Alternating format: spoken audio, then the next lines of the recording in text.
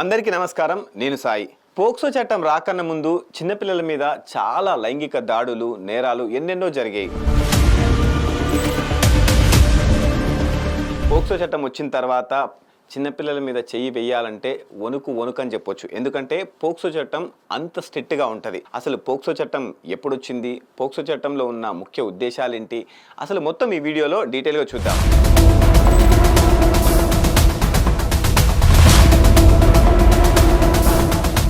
POCSO అంటే protection of children from sexual offence act 2012.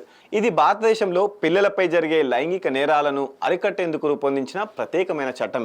ఈ చట్టం ప్రకారం 18 సంవత్సరాల లోపు ఉన్న ప్రతి బాలుడు లేదా బాలిక పిల్లగా పరిగణించబడతారు. పోక్సో చట్టం యొక్క ముఖ్య ఉద్దేశాలు: పిల్లలను లైంగిక వేధింపుల నుంచి రక్షించడం, అలాగే బాలలపై జరిగే నేరాలను కఠిన శిక్షలు విధించడం, వేగవంతమైన విచారణ జరపడం, పిల్లల గోప్యత కాపాడడం, పిల్లలకు మానసిక న్యాయ సహాయం అందించడం.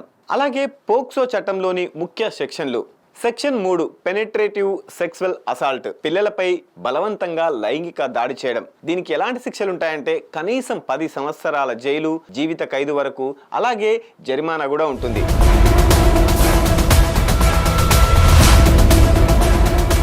Section 5 aggravated penetrative sexual assault, క్రూరమైన లేదా అధిక తీవ్రత కలిగిన లైంగిక దాడి. ఉదాహరణలు: పోలీస్, టీచర్, బంధువు, మత గురువు, గ్యాంగ్ దాడి. దీనికి ఎలాంటి శిక్షలు ఉంటాయంటే కనీసం 20 సంవత్సరాల జైలు, జీవిత ఖైదు, కొన్ని సందర్భాల్లో మరణదండన కూడా ఉంటుంది. ఇంత స్ట్రిక్ట్ శిక్షలు ఉంటాయి. అలాగే సెక్షన్ 7 సెక్సువల్ అసాల్ట్, పిల్లల శరీరాన్ని లైంగిక ఉద్దేశంతో తాకడం.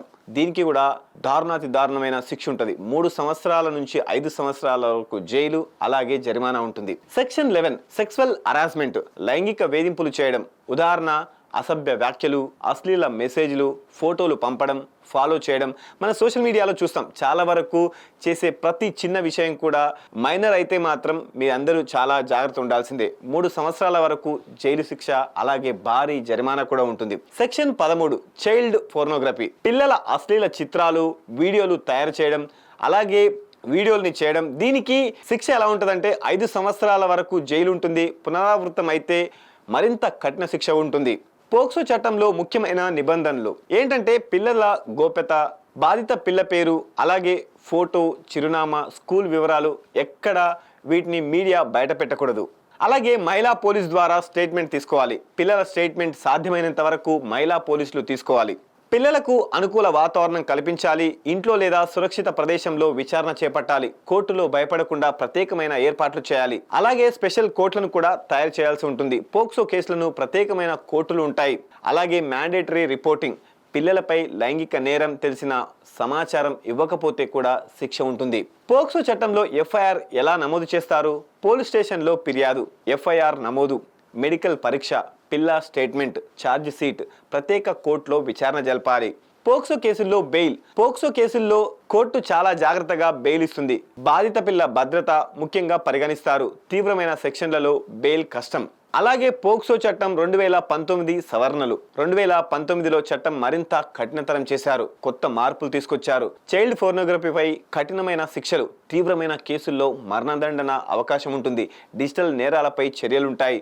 పోక్సో చట్టం కింద పిల్లల హక్కులు: ఉచిత న్యాయ సహాయం, కౌన్సిలింగ్, భద్రత, గోప్యత, వేగవంతమైన విచారణ.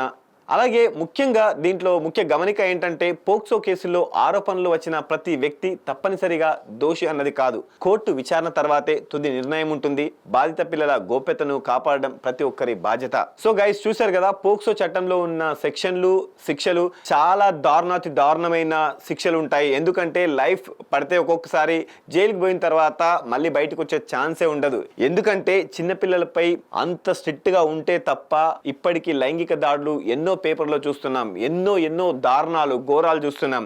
ఇప్పటికీ పోక్సో మీద చాలా మందికి అవేర్నెస్ లేదు.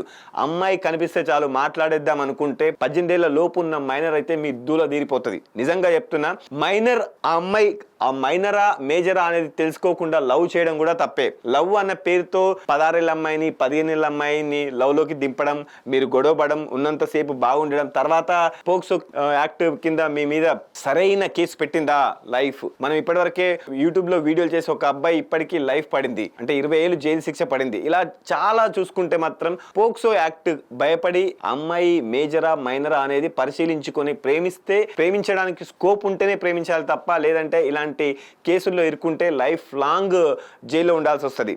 జాగ్రత్త.